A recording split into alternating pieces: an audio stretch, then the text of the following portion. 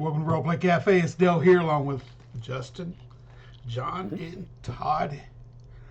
We are experiencing Mothership, brought to us by Justin on Foundry. So I'm going to shut up and take it away, Justin. All right. So you guys are contractors currently hired by the corporation known as Azure.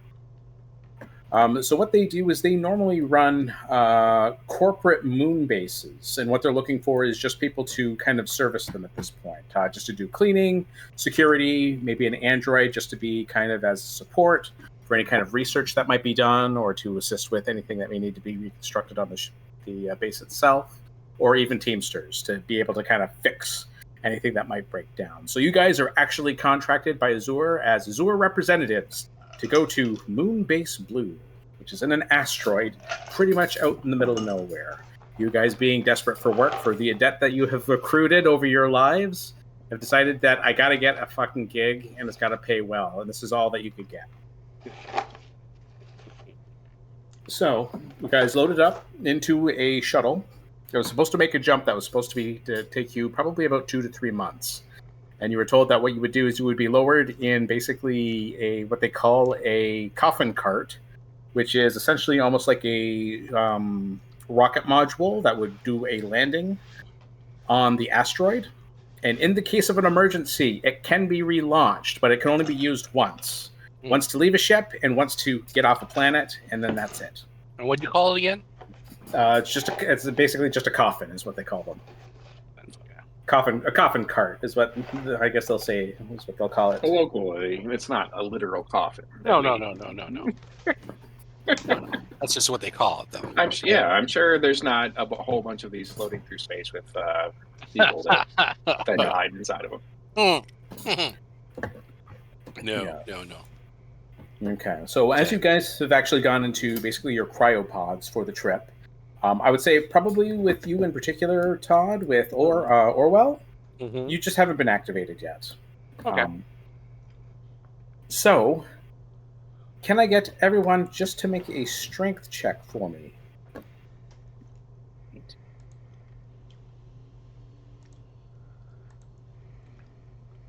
Oh. So I'm getting a prompt. The prompt, it's asking me if I have military training or athletics. Yep. So you're not going to add anything to this. Okay. Actually, just a normal. Just do it as a normal roll. To this roll. All right. Oh boy, I failed. Failure. Ooh, we're off to a good start, guys. Can't get out of the cryopods. Oh, jeez. We all died. Okay, so you all have to make new characters. Yeah. Okay, so who had the lowest? So we're going to go with Vesta. Okay, so Dell. So Vesta. Yes. The first thing when you come to, so the first thing you remember is kind of being given kind of a quick brief of what has to happen when you're kind of going through the thawing process of going into the cryostasis, just as the frosted, or the glass was starting to slowly frost up as you were kind of going into cryo sleep. But you're currently not in your pod. You have a great pain that runs along your back. You feel a great chill as you're kind of lying down on your back on what feels like a hard floor. When you're kind of gaining consciousness, you kind of hear the loud click of almost like a generator from nearby kind of turn on, and the neon lights begin to kind of flare up, almost blindingly. You see this white light kind of comes shining down onto your face. Where am I? I say as I roll over. So as you roll over your stomach, it feels like it's just like a mesh of like spaghetti. It's turning. You feel sick. Something just doesn't feel right. And as your eyes are kind of focusing, you're kind of taking a look, and you look like you're in a large domed room. You see that the cryo chambers that you did fall asleep in with a series of other individuals. It looks like that there's been one other one that has been dragged into this dome room through basically this large metal door that's on the one side of the dome. And you'll see drag marks of the 2 cryopods that were kind of brought in, yours and this other individual, except you see there's another individual lying down on the floor with you. And you see what looks like kind of a plastic crate that seems to be kind of broken open from the top. Son of a bitch, who did this? But as you push up on my knuckles and look around. Yeah, so you kind of push up on your knuckles and you look around. You see that you're kind of wearing the uniform what is it, coveralls or overalls? I always get those mixed up. Yeah. But you're wearing the official Azure uniform. Basically, it's just a complete white suit with a little blue Azure logo, which looks like kind of like just a triangle with it looks like what's like a knob on the top with a ring. Okay. And you can kind of see it kind of has your name on the one side. But as you look, you don't have any of your gear, no equipment. And as your eyes kind of start to focus a little bit more, you can kind of see the room that you're in. There's a number of desks and a couple of monitors set about the place.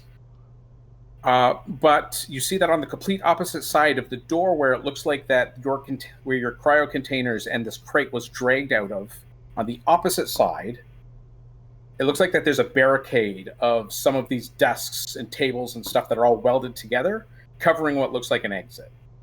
Okay, I'm like, hello? I'm looking around for the other individual that might be in the other car. Okay, so laying on the floor, you also see, so that would be, I guess right now it would be security officer John Dougherty. And as well, you guys would probably start coming through. So, John, you feel very much the same thing. You feel like you're blinded by the neon lights that have just recently kind of turned on. And with Orwell, I was going to say, Orwell, you kind of just wake up. You're just activated. Yeah. Kind of sitting in basically your, essentially a plastic coffin, sitting in probably styrofoam peanuts wrapped in a plastic bag. You kind of just see that it's slit just a little bit so that you kind of make your way out.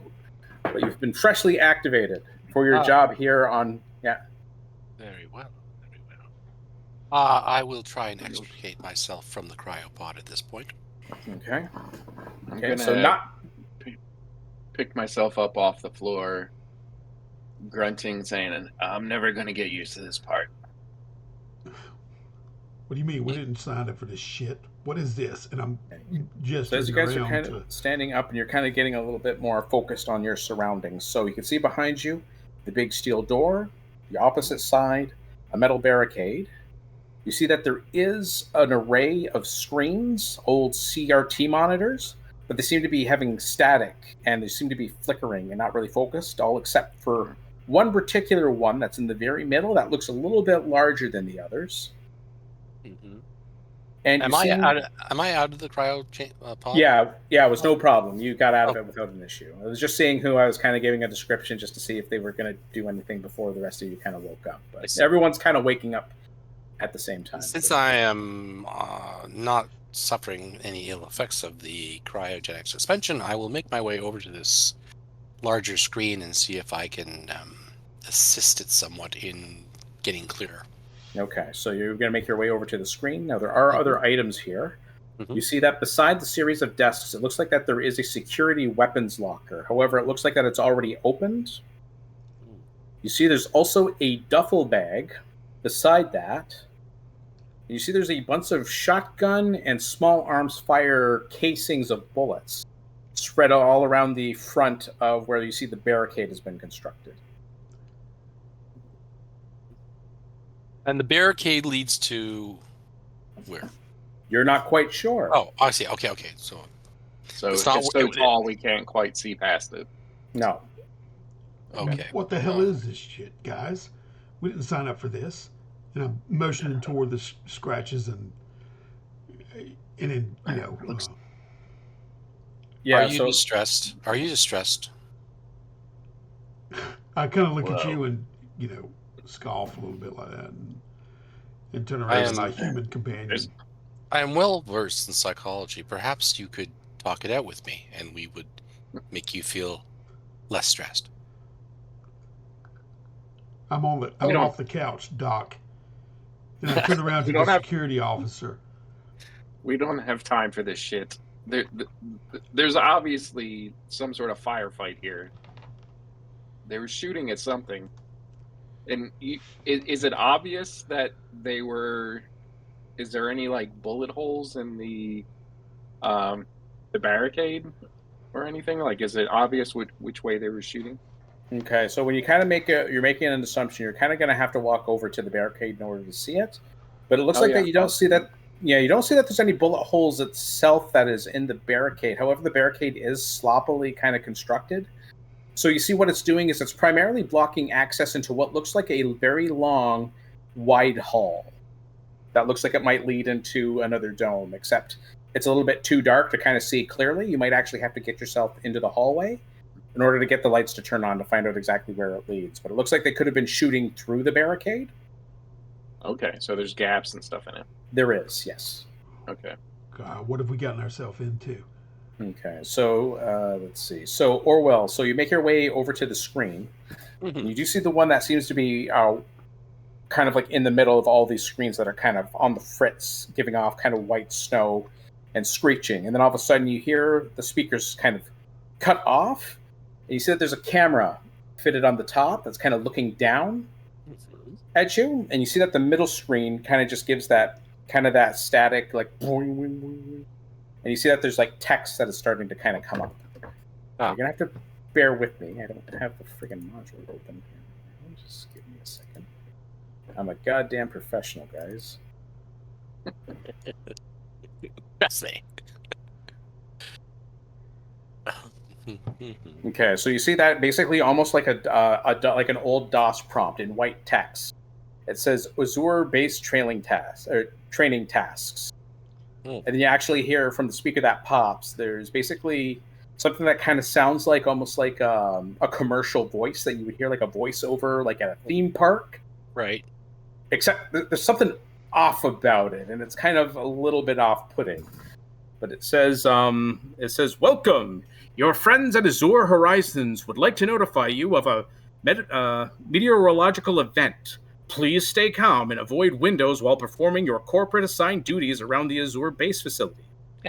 C map A and B. So I'm not sure if you guys can take a look.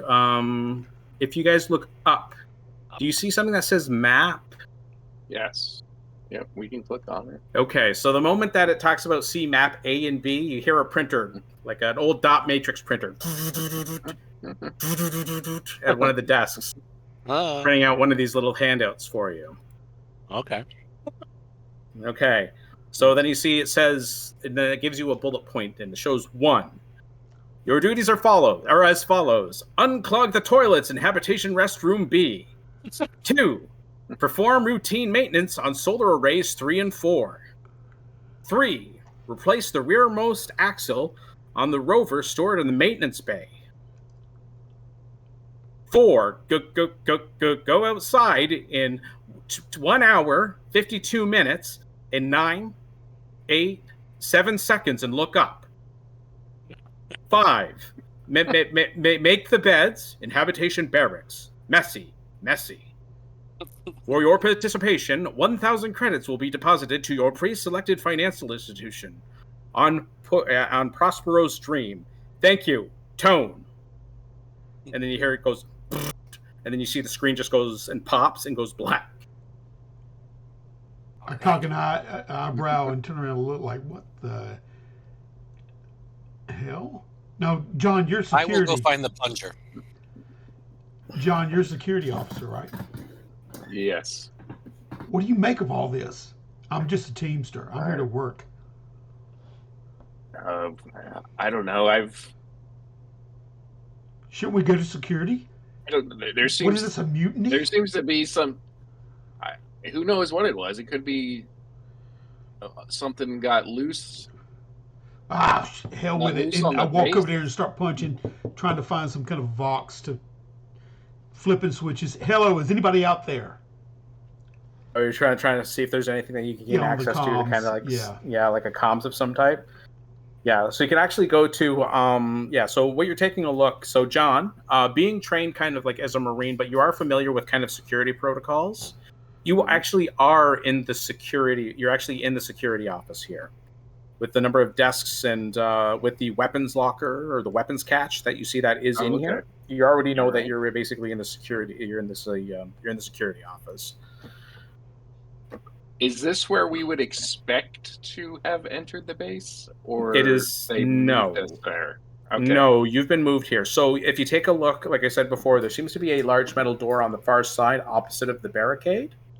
It's a big steel sheet from what you can see. And it looks like you guys have been unceremoniously dragged into the security office through this big metal door. You see that there's scratch marks. So whoever brought you in here didn't use like a gurney or something to carry the weight. They literally dragged these things in here. You can see they have drag marks all along what would be a pristine white floor. And they kind of just left you there, and they let these cryopods kind of open them up themselves. But then it seems to be that they even set you on the floor. You guys didn't wake up in the cryopods. Yeah.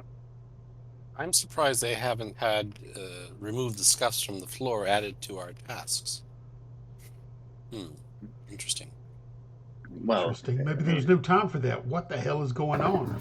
I'm looking for any cameras that are monitoring the exterior in the hallways and whatnot. Still unable to find a plunger to unclog the toilets in the habitation dome.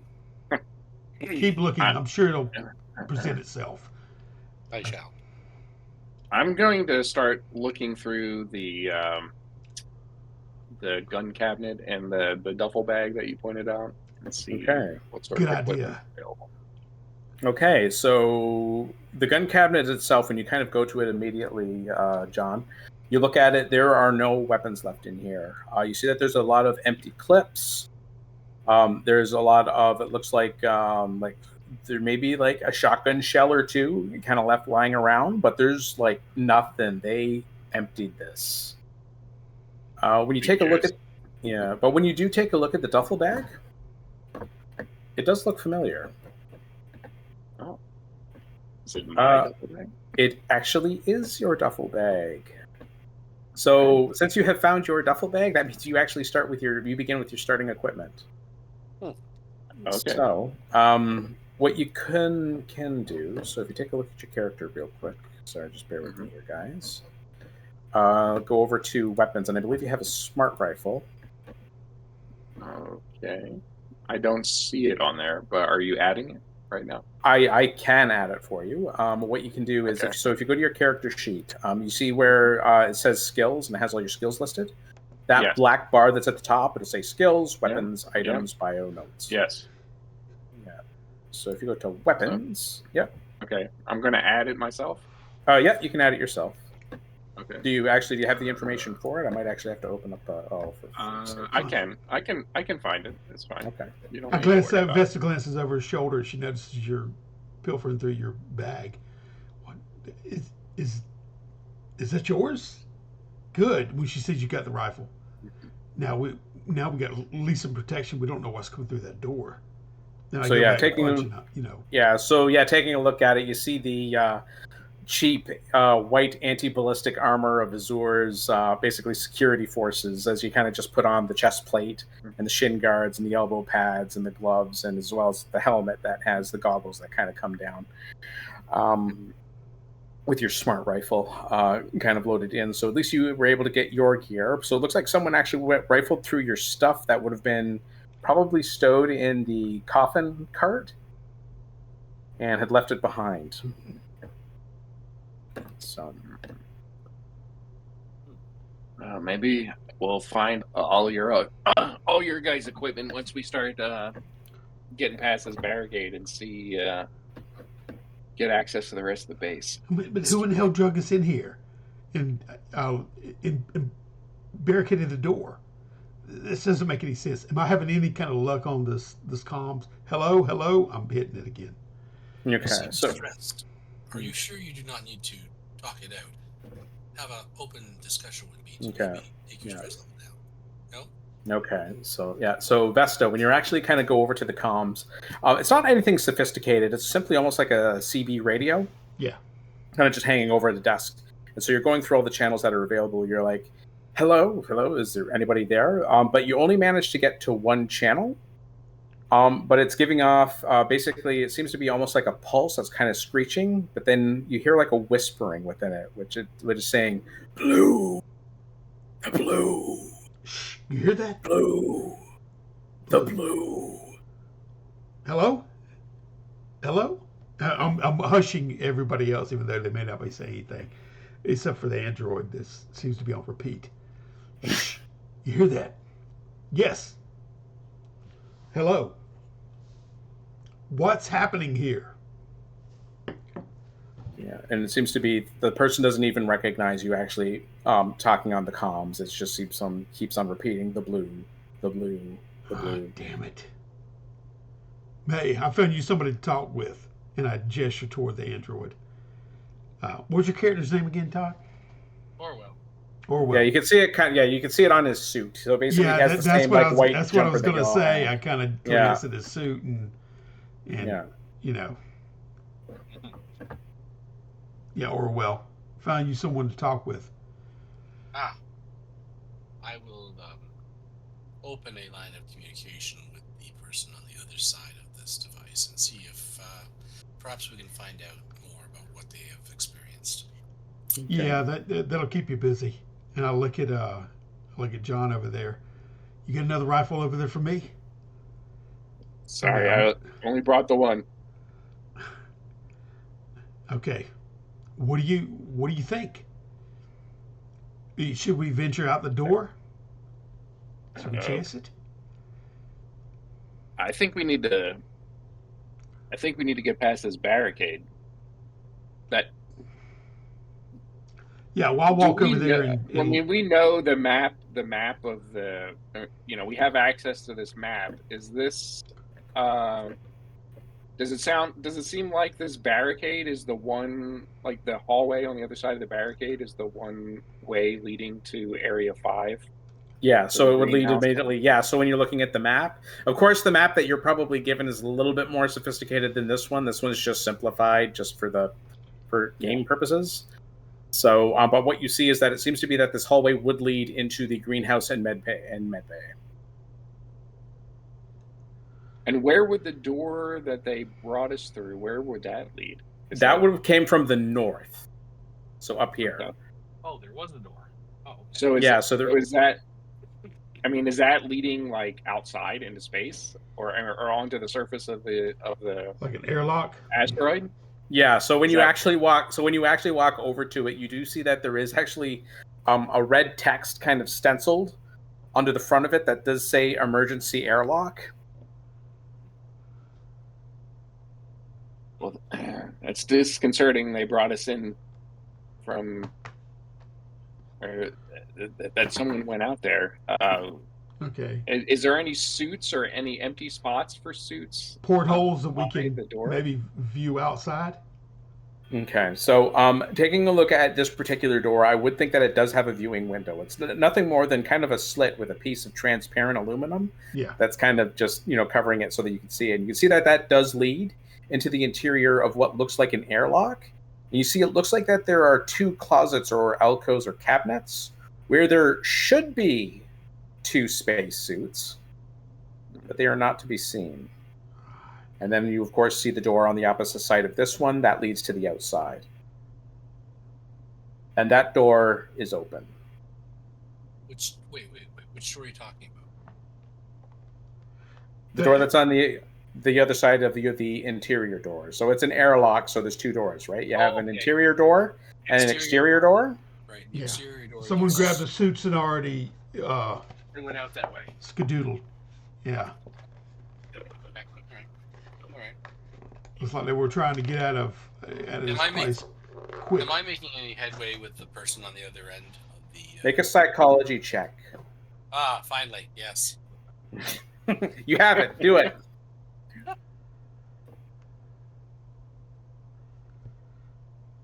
Tell me about your mother.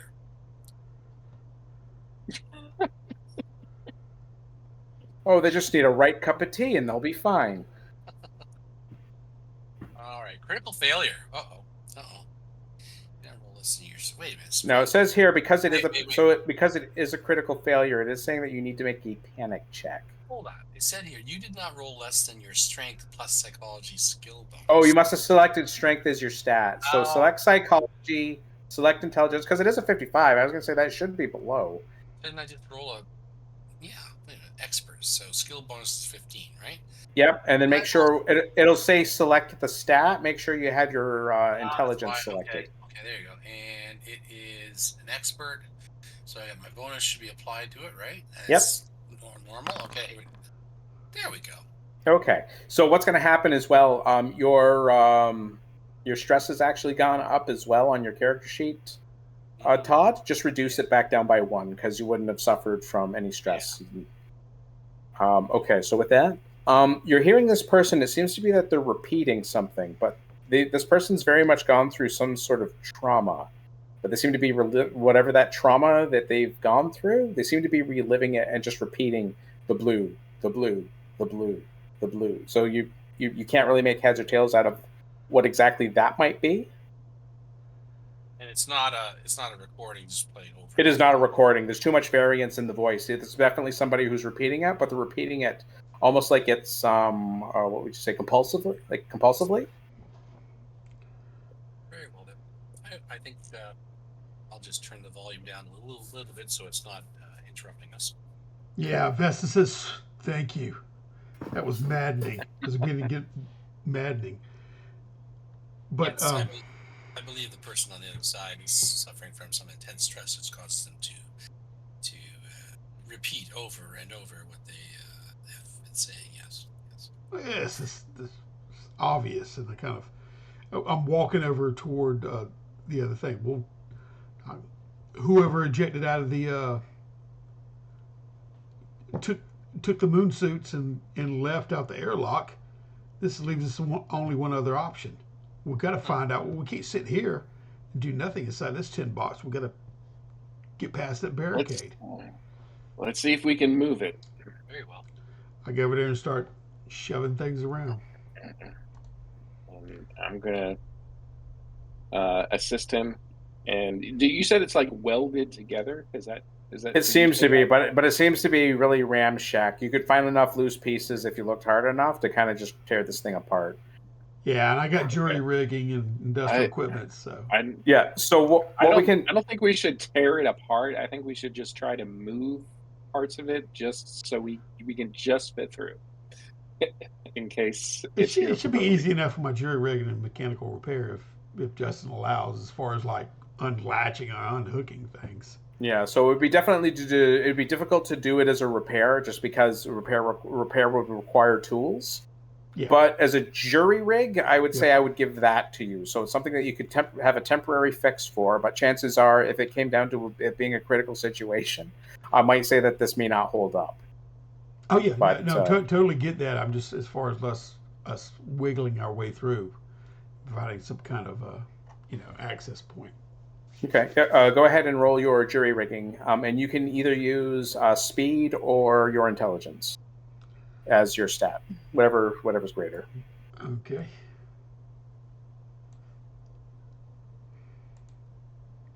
Yeah, I don't want to top it with my speed, so intellect it is.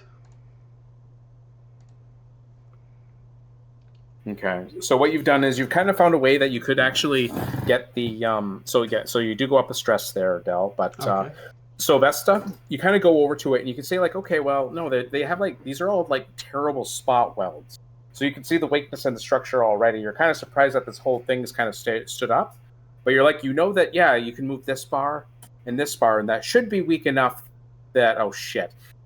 Go ahead and, actually, I won't have you make the roll, but you see the whole thing kind of collapses on itself. It makes like a huge freaking racket as it kind of just collapses like right near to your feet. And you just see that this whole hallway is just opened right up, and then you begin to see the lights kind of go tunk, tunk, tunk, as the whole hallway begins to light up. Right. Can I get you to roll a d10 for me, Del? Okay, yeah, and as far as the stress, move it up from 4, which is current, to 5, correct?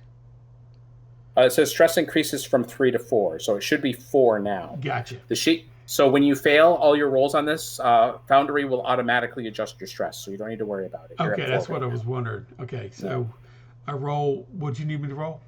I need you to roll a d10. So what I'm going to have to do is I'm going to have to get you to roll a prompt. So if you go over to the text box, just /R 1d10. Yeah. In the search action? I'm going. Nope. What you can do, if you go back to the chat box, you know where the little white box is down here, where you would type in a text message? Where you get your Game Master cursor on, right? Yeah, right over here. Yeah. So what you can do is if you go over there, you can type in / or I can do it for you if that would be. Yeah, because I don't see any kind of box on here. Okay, that's not a problem.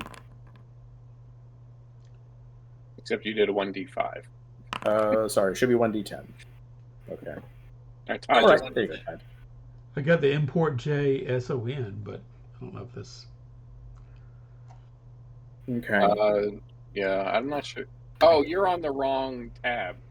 Oh, So gotcha. Okay. You need to go over to the chat. I got it up now. Oh. Well, Todd already did the roll. We got a 4. Gotcha. No, let him do it. He's got a. Okay. Whatever. No, 4's fine. I mean, Are you sure? Sure. yeah. Okay. Can I get you to roll another d10, please? Okay, / roll d10, right? Yep. One d10. Yep. We're.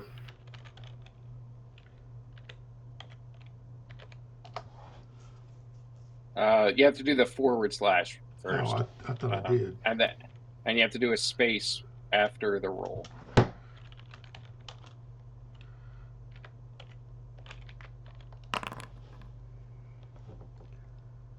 Five. Okay, so if we take Todd's roll of 4, apply 5. Okay, so as the noise kind of just begins to settle and basically the quiet kind of seems to come back into the room, although you can kind of hear the vents kind of giving off the air that's kind of being recycled all through the base. You hear on the far side of the hall, red, it was blue! And what you do is you see that there's these 4 guys that are actually running, screaming towards the security office. You see that they're kind of decked out in the similar uniforms that you guys are wearing, the white jumpsuits with the Azure logo. But you see that some of them kind of have the top portion of that suit rolled it down. You see that they have basically these huge cuts sliced all through their arms, across their chest. You see one guy has it looks like a cut that goes even right through his cheek. But you see they're smeared with blue paint within those wounds. And they begin charging. And what they're going to do, so these 4 particular individuals are going to run into the security office. So we're going to go with the original rule of combat is going to be simultaneous. I think you remember that, John. It was actually different when we played it, Dell. But Gotcha. So in Mothership, combat is simultaneous. I have to tell you first exactly what my guys are going to do, and then you guys get to choose to dictate your actions. So because I have 4 guys, I'm going to say that you probably got 1 that's going to be on each of you once they run towards the security office. But I will give you the benefit of saying that they're on the far side of the hallway. So all they're going to do on their first turn is they're just going to run down the hallway to get into the security office to kick your guys' asses. I need to know what you guys are going to do. I'm going to shoot one. That makes sense to me. Dell, what is what is Vesta? Yeah, Vesta is since everything collapsed. Yep. I'm trying to pick up items that have fallen off. Maybe. All right. Did any of them become dismantled? Or okay. separated? You're just looking for a weapon, something quick, right? Well, I want to try a tripping hazard. Secondary in trying to throw it down the hallway to them. Yeah. If not, hit them, trip them. Okay, so what I'll get you to do then, if you're going to do that, if you're going to try and find a way to trip one of them, I'm going to make you roll speed, and we'll just do jury rigging, because I think that you're just like, okay, I got to think quick. What's the biggest thing and lightest thing I can throw right now? Okay, there we go. We'll take that. So I'll get you to roll that on your turn. Todd, what did you want to do? Well, I was kind of tempted to question whether they were under some sort of distress. Is that what you want to do? Do you want to try and They're heal under them? duress. Excuse me. If one of you would like to lay down into the pod, yeah. No, as they're no. beating, As they're you're beating being- you, Tell do me you about need your mother. medical assistance? Tell me about your No, mothership. Yeah. Yes. It's quite obvious that they mean us Mean you harm. The's no way. Yeah, there's no way. Yeah, you're not that dumb. I You can know exactly what I you're can doing. interpret that. Yes. So I am going to also pick up some sort of debris here and use it as a weapon. Okay, so I'll go ahead and have you just make a raw intelligence check with that. You don't have anything with like engineering or No. jury rigging or repair. Nope. So yeah, Nope. don't worry about that. Okay. I will have you guys go ahead and roll. I think I'm going to have these guys make a speed check. So I don't actually have a stat for them, but so I just have to sort of these guys. I just need them to roll underneath a 50. Okay, so I got a 50% chance to make it from the end of the hall. So that one does not.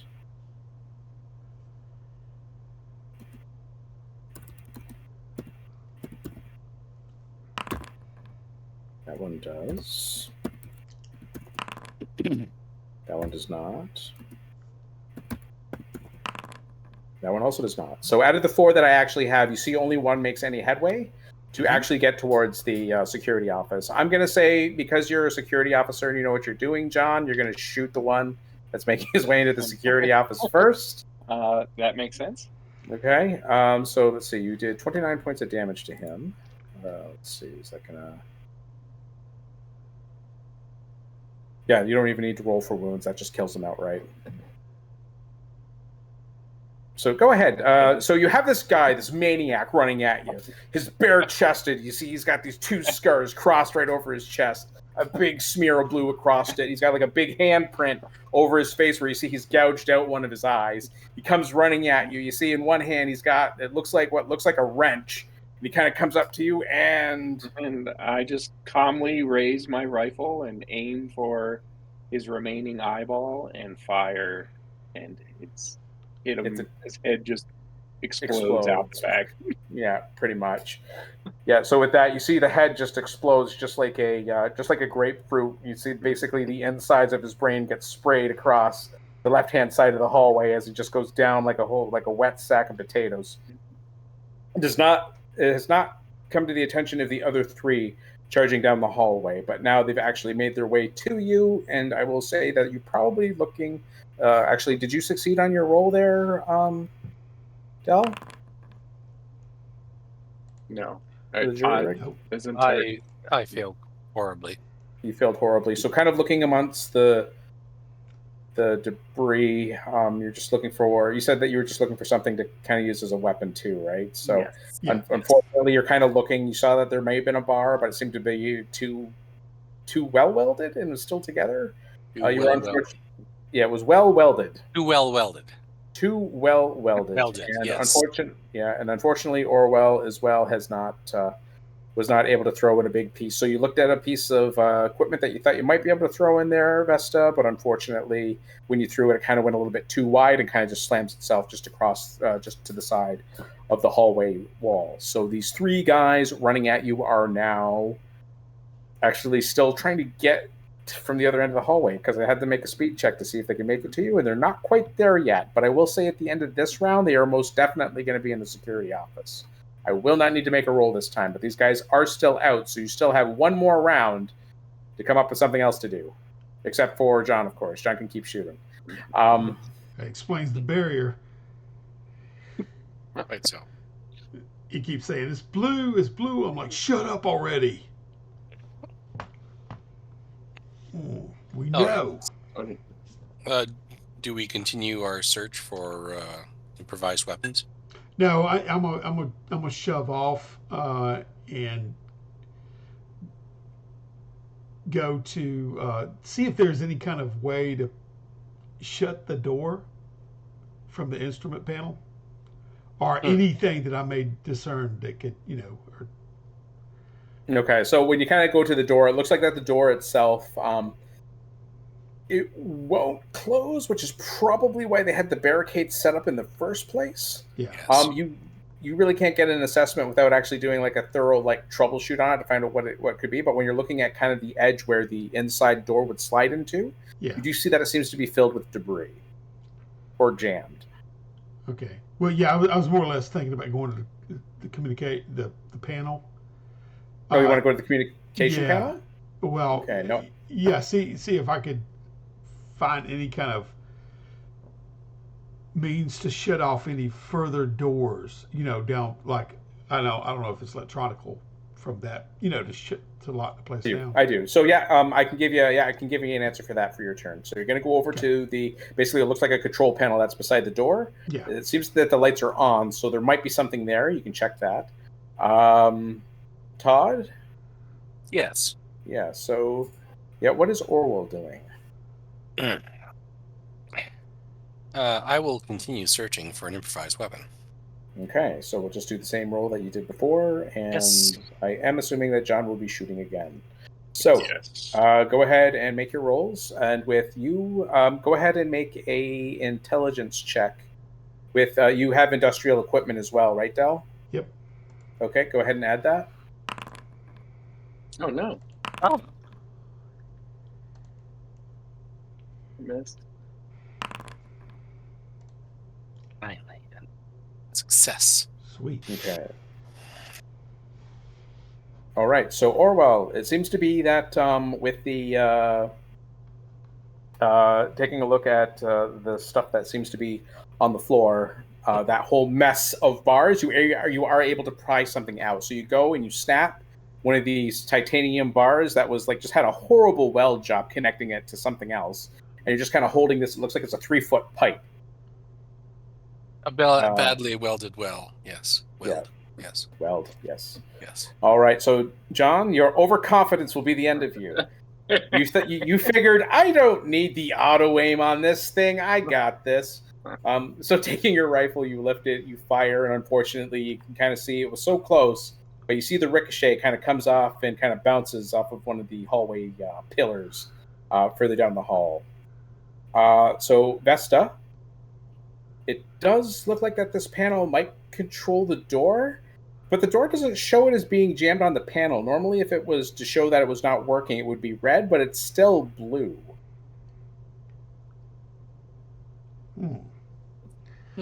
So I guess I'll just tell you, would you like to hit that button? Yeah, I'm punching that button. Okay, so as you push that button, you hear this terrible, wretched screeching as basically this door kind of slowly begins to push itself out of the insert, or the slotted hole that it has basically into the ceiling. And you see that it's kind of just has like these sparks that are coming out, and then eventually the thing kind of comes down and then slams into the garbage that was kind of set up as the barricade. But it looks like that the door is only halfway closed. I'm going to say you managed to get one of the one of the crazies with it. You see that the other two, they do manage to slide under, but the one that was coming after you, you can actually hear him smash his head right against the top portion of the door. Perfect. Can I get you to roll 2d10 for me? We'll take that as the damage.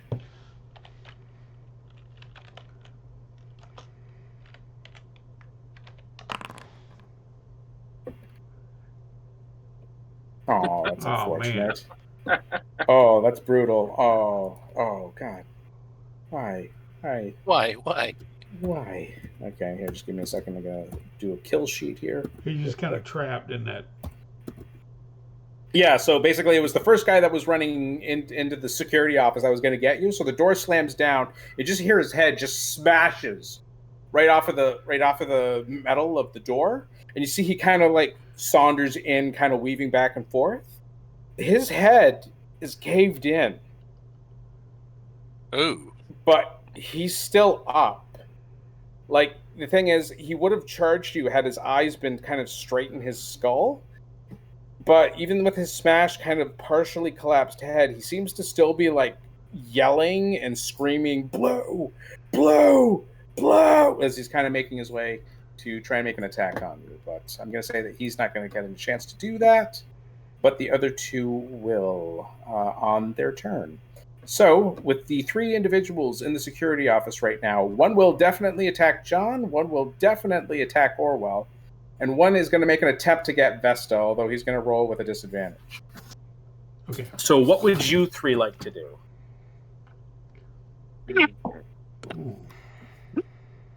Excuse me, sorry. Well, I will, of course, take this titanium bar that I have found, and I will strike it with some strength against this incoming attacker. Okay, so yeah, using scare tactics, you can make a psychology check with strength. No, just go ahead and just make a combat roll for that. So, all right. So you have a problem right now, John. So you got a guy who's point blank with you got a rifle. Yeah. So that's going to be an issue. What? So what? There goes my 45. Can I try to beat him with the butt of the rifle? You sure can. Now you won't get firearms, but you will definitely get military training. All right. So I'll just do a military training roll then. Military training. I would probably say it's probably more strength. No, it'd be combat. It's all combat. Never mind. Okay, so I could do. Okay, I got it. Okay, so with that, you kind of like just take the butt of the rifle and you kind of smash it into his face. So what I'm going to do is it's kind of an improvised weapon, so I'm going to have it do 1d5. 1d5. Yeah. 4. Oh, that's better than Dell's 2d10. Yeah. So we got 1, 7, 3.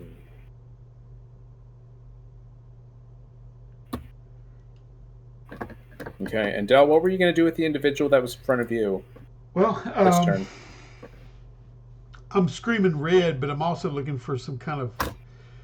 If I notice any kind of lights I can turn on, or klaxons, or some kind of alarm system to go off, and try to trick that. Just running and turning to try to trick on some kind of alarm. Okay, so what I'll do is I'll have you make, maybe let's just go with a speed check to see if we can find something fast enough. So we'll just do a raw speed check for that. All right. Okay. Unfortunately, scrambling around, you're kind of taking a quick look, and unfortunately, it doesn't seem to be. Okay, well, good. In general, fine. I was just trying to run away. I'm just trying to do that on the side, but I don't see anything. Yeah, you just don't seem to see anything. So what I'll do is I'll go ahead with my attacks. So I'm going to do the 2 that are first going to be on Dell. Now, these are 2 attacks, but he's rolling kind of at a disadvantage. So I'm just going to take the lowest out of these 2. So the 96 is obviously a miss. So what is it? No, it's 21 and 66. Ooh, that actually might not be a miss. Ha, it is. Okay. So you see that the guy with the collapsed head kind of stands in front of you, Vesta. And you see he's kind of blindly swinging towards your direction. And he says, "It's blue. Blue, it's so beautiful." Red! She's just screaming red. Okay. So the next one is going to be on John. That is a miss. So he has a swing that goes wide, John, and misses you. The next one. And it's the same with you as well, Orwell. You see this guy, he seems to be like his punches and his clawing you is actually, they're too wild. He seems to be attacking almost blindly. Right. Okay. So my 3 are going to make another attack. Now, the guy that actually has his head bashed in is not going to be suffering from... Actually, you know what? No. I'm going to give it to him. He's going to have disadvantage the entire rest of the time. His face is collapsed in. So we'll go ahead and we'll do that. So, yeah, I just need to know what you 3 are doing. You're going to basically be attacked by these 3 regular guys here. So, I'll continue my attack. I'm going to. I think I'm going to try to. I'm going to drop my rifle and try to grapple him and restrain him. Okay. Vesta's just trying to get around the cryogenic chamber to put in something to add more protection between her and her assailant, interpose between the two to make it more difficult for him, Yeah, I can see that. But she's just screaming red just to be contradictory toward him. Yeah, she's just trying to be a contrarian, right, as best as she can. Exactly. Okay, so yeah. All right, so then we'll go ahead and we'll make that roll. I'm just going to do kind of I'll get you guys to make your roll to run, Del. All right. And I'll say if you succeed, I'm not going to have the person who's attacking you make an attack roll. Just speed? Because just do speed. Yeah. Do you have athletics? No. Okay, I got 0G, though. Oh, boy. That's why I was looking for that. Another one. That's a critical failure, and I'm going to have you make a panic attack. So you kind of go to make the run, Vesta, but it seems to be that this guy's like right on you the entire time. Can you go ahead and make a panic check? Yeah, just click on that button. Okay. Yeah, the panic check on the text box. Yeah. Yeah. On the text box. Yeah, where it says make a panic check, just click that. I'm looking on my character sheet. No. No. In the chat box. In the chat messages. Yep. Well, while I was looking at my character sheets, because once per session I can make a panic attack with an advantage. So I'm wondering if that correlates with my situation here. It does. Okay. So chat box, hit panic.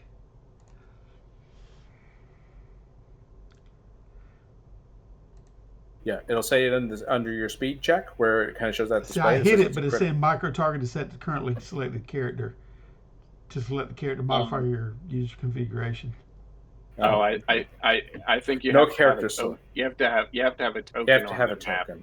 Okay. Yeah. You know what? I can do that here. So who is that? That was for Vesta, right? Vesta. Yeah. Okay, so we'll put Vesta over here. There we are. So go ahead. You can click on her to select her there, Del, and then you can go back and you should be able to click on that panic attack or check, make a panic check.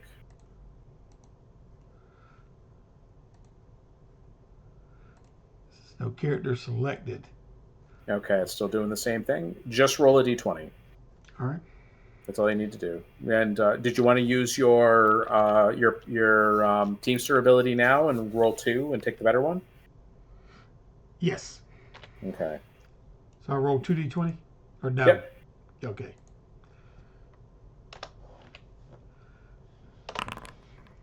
Okay, so we can actually click on the final number that's given to see what the numbers are. So you got a 14 and a 6. So if you take the 14, you don't panic.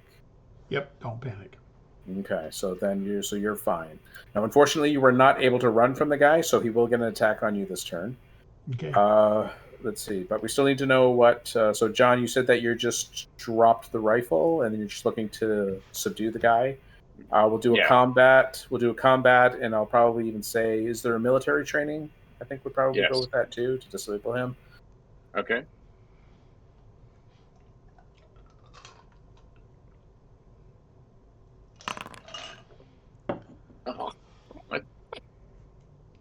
Okay, so that's a fail. All right, and let's see. And then Orwell, what were you doing this turn? You were just looking to... I was going to strike my assailant. Okay, go ahead. Make a combat check. Combat check. Close my character sheet. Why did I do that? Open up, you. Combat check. Yes. And... success. Okay, go ahead and roll 1d5.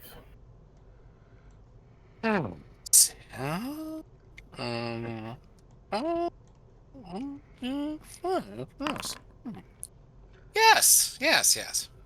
Okay. Yeah. Whittle damage. Okay.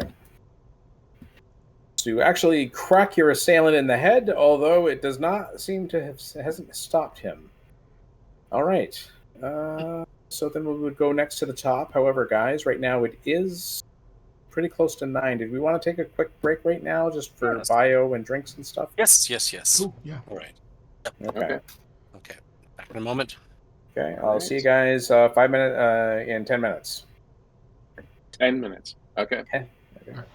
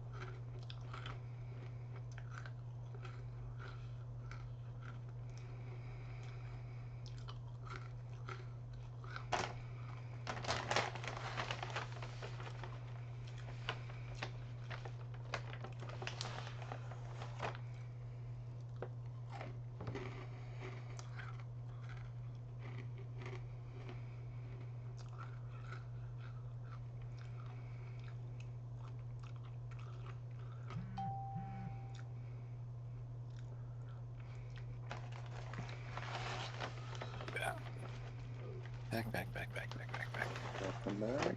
Yeah, thank you. Uncle. Yeah, so that was actually my first time using my doctor's after-hours clinic, and okay.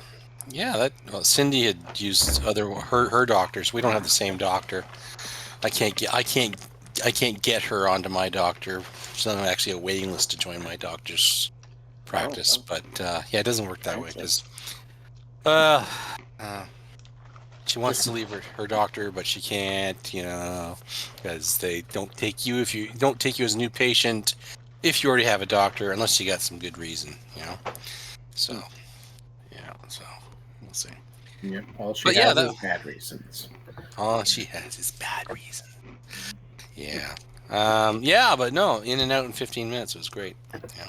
Yeah, well, it's nice when they allow you to schedule with the clinic what your time is supposed to be, and then usually what they'll do, even if it's early, sometimes they'll even call you and be like, we had a cancellation if you want to come in early. I know. I wish I could do that. Like, we live right across the street from the hospital, so it would be wonderful if I could go to Emerge and say, okay, can you just let me know when you want to see me, and I'll be there like in 5 minutes, rather than waiting around. But you go over there, you're gonna get sick. There's so many sick people over at Emerge, So all those sickos. Oh, those sickos. I remember one time years ago, we went over there and they didn't have everybody sitting in emergency. This was just before COVID came out. They had all these people crammed into this glass room, and you're stepping over people with broken legs who are sitting there crying, and people are sneezing, and like you just packed right in. I go, this doesn't make any sense whatsoever, So I left. It wasn't my emergency. Anyways. You were like, nuts to this shit. I'm going home. That's right. Oh, well. Oh, yeah. Guess we're just waiting for Del now. Yeah. You back, Del? I'm here. There he is. There he is. All right. So you guys are looking to mess up 3 amigos. This is basically where we had left off. Yes. You still have 3 of these disgusting, cut open, blue painted smeared jackasses just running through the hallway, coming to kick your ass, and I need to know what you guys are going to do this turn.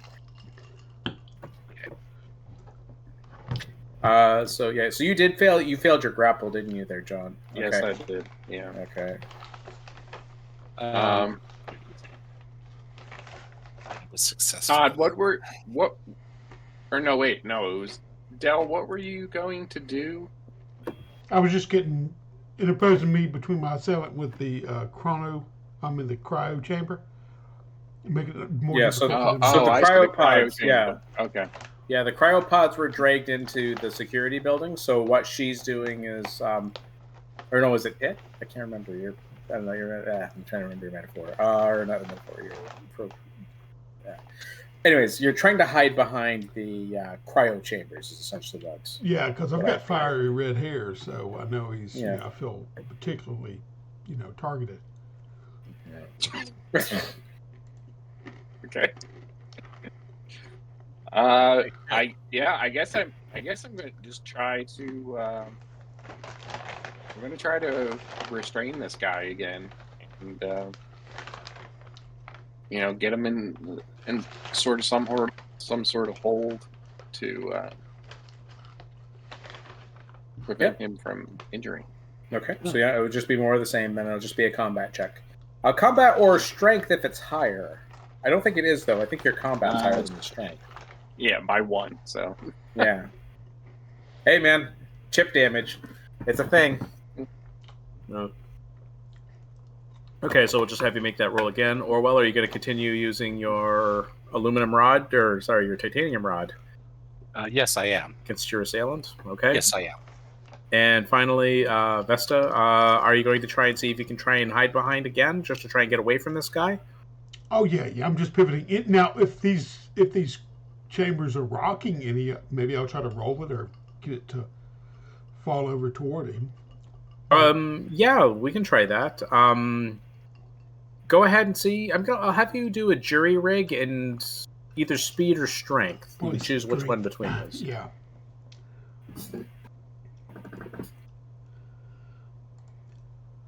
Okay. We'll go ahead and just go through with your rolls right now.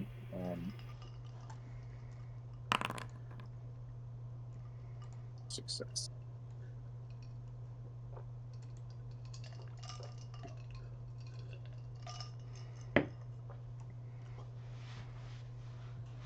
Okay. And yeah, Todd, you there, or did you? Yes, I am here. Yes. What? Okay. You want me Go to ahead and get- make yes? a combat. Yep. Go ahead and make a Shall- combat yep. roll. Okay. Here you go.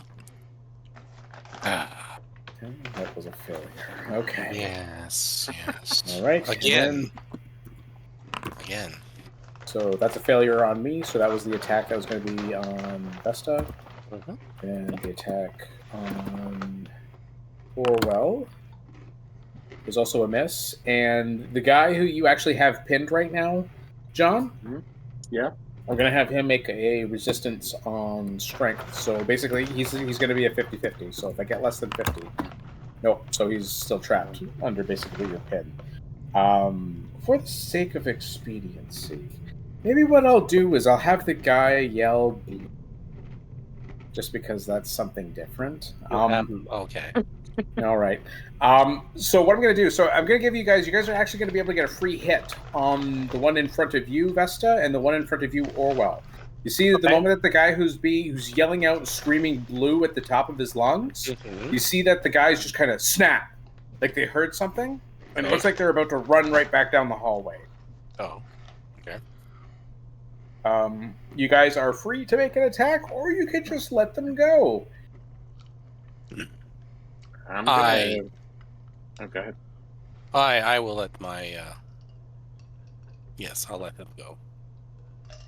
The same, but I will be yelling red as he's leaving. Did you hear me, red? He probably didn't, to be quite honest. So you see that the two assailants that came to pretty much murder the fuck out of you, turn around and just kind of run right back down the hallway, screaming blue. We have this one guy who's actually completely, almost like seizing up, while you have him basically in a pin right now, John. Mm-hmm. But you see, he's actually yelling blue to the point where he's actually frothing from the mouth. I want to try. I'm going to try headbutting him to. I'm going to try to like knock him unconscious.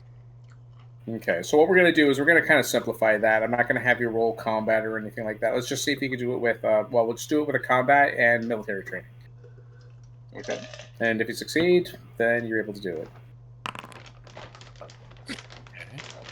it.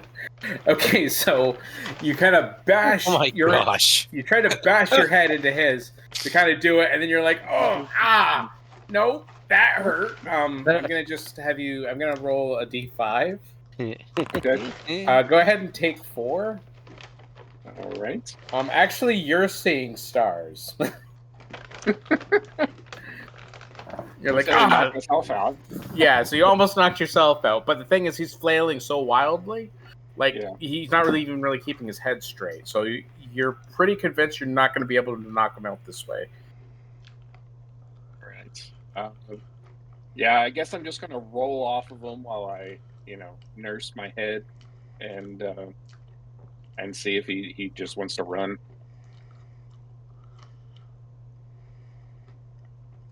Okay, so what you do is you actually roll off of him. Let's see, I don't actually have a reaction.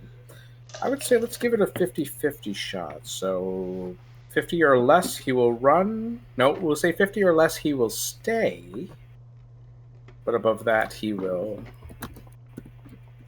run. So he stays. So the moment you roll off of him, you're kind of like nursing your head, and you're kind of looking right at this asshole. You see, he turns around on his hands, and he kind of like looks right at you. Side of his face kind of just like all scratched up. It looks like he just took his nails from his right hand and scraped the left side of his cheek.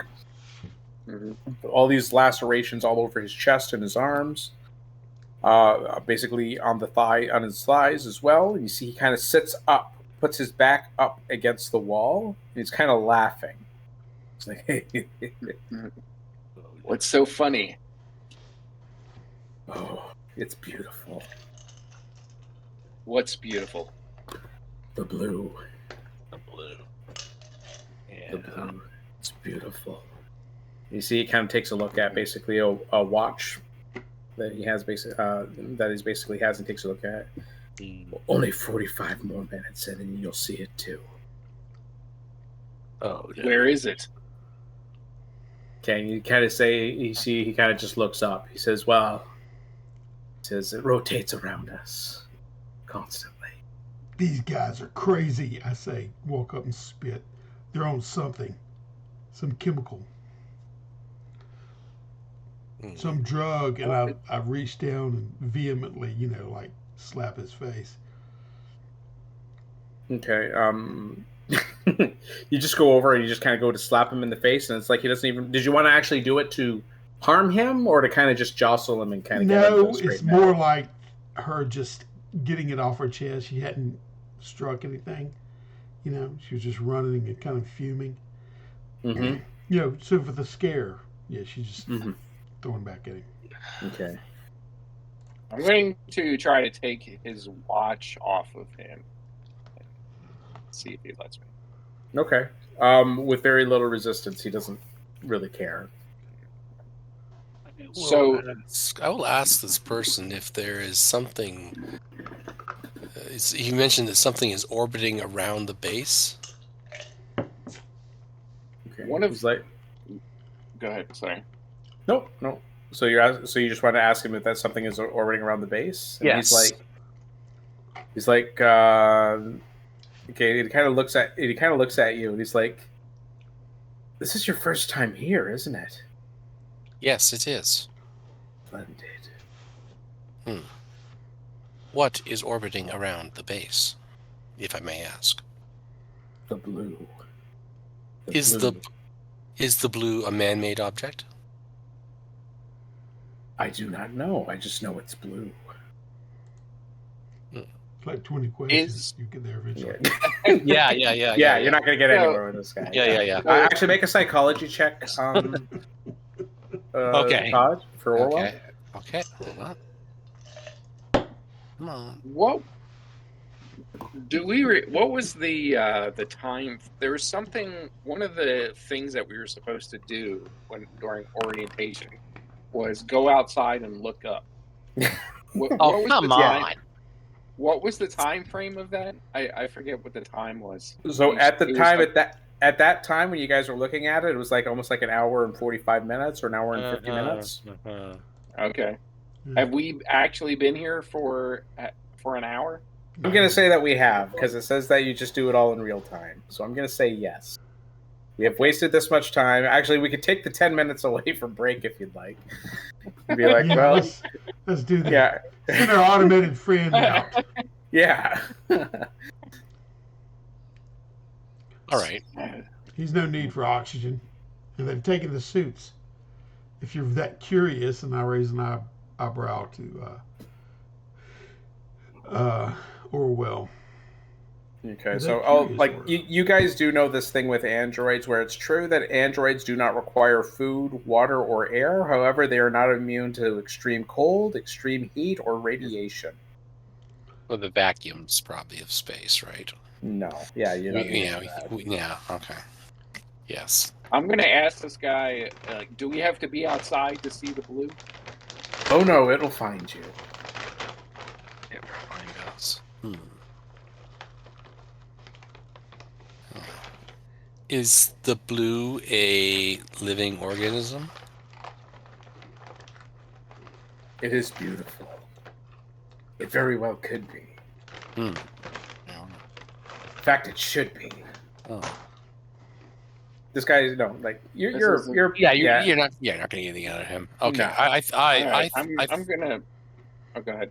I do believe that we will find further answers farther into this facility. All right. I go and pick up my rifle and point it at his head and shoot him. And shoot him.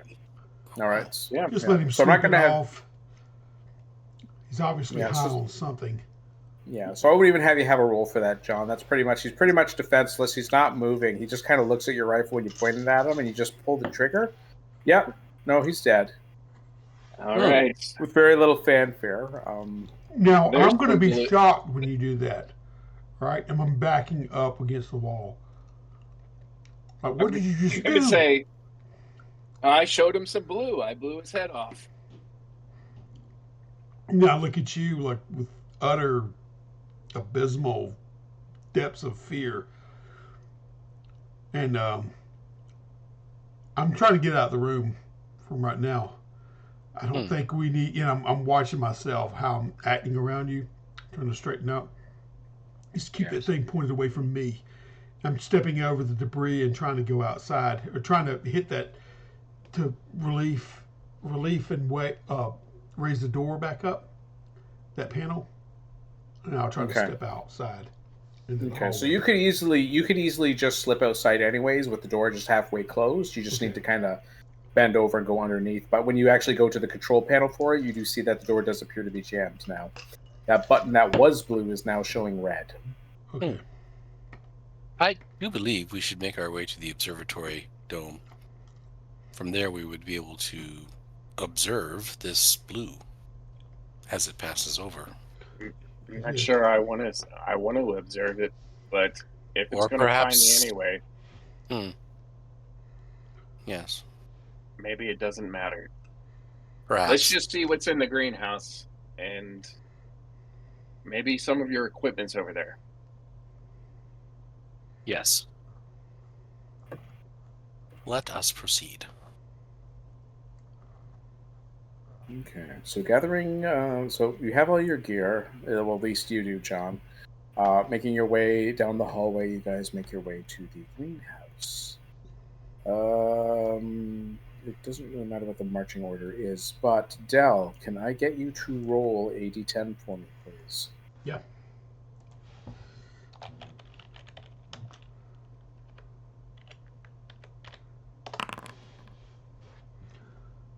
Wow. Okay, so making your way down the hallway. There's very little. There's no way to divert to any other particular sections. You don't see that this hallway seems to branch off into any other rooms. It doesn't go to any other halls.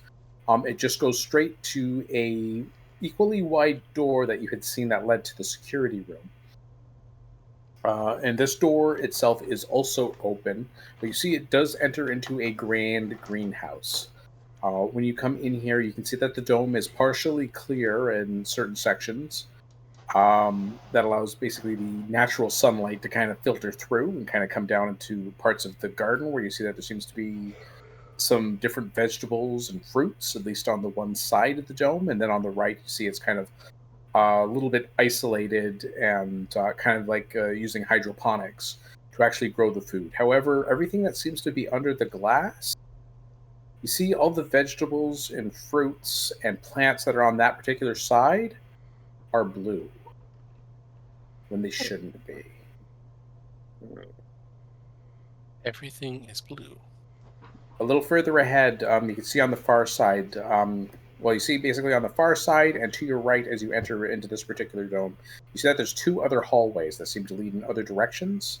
And there is a section of this dome that is also kind of closed off from the greenhouse. But you see that it has a familiar-looking red cross on one of the doorways that leads off to this closed-on section. So that might be the med bay. Orwell, do you think that they were eating those plants? Quite possible. Maybe we should have a look and see if there are bite marks on the plants, or they have bitten into them. Whatever, maybe you the be med able bay to- holds some medicine to treat them. Yeah, maybe could you do some tests on the fruit and see if it's what's causing this blue coloration? I have limited capabilities with such analysis. My main areas of interest are linguistics, computers, mathematics, and psychology. But I perhaps don't understand. I don't understand why they don't just program them with everything.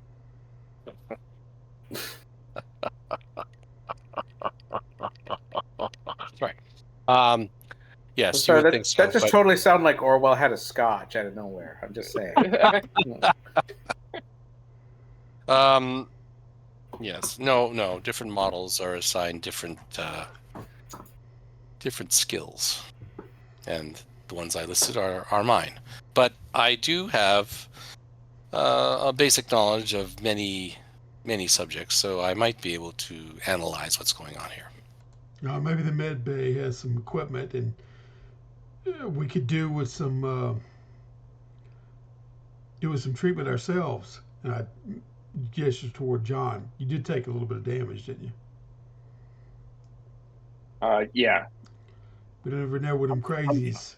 And then I hang that question mark in the air as I glare at you, John. We'll come back.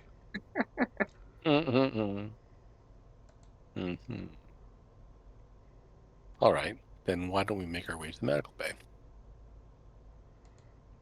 All right. I'm in suit. All right. Okay. All right.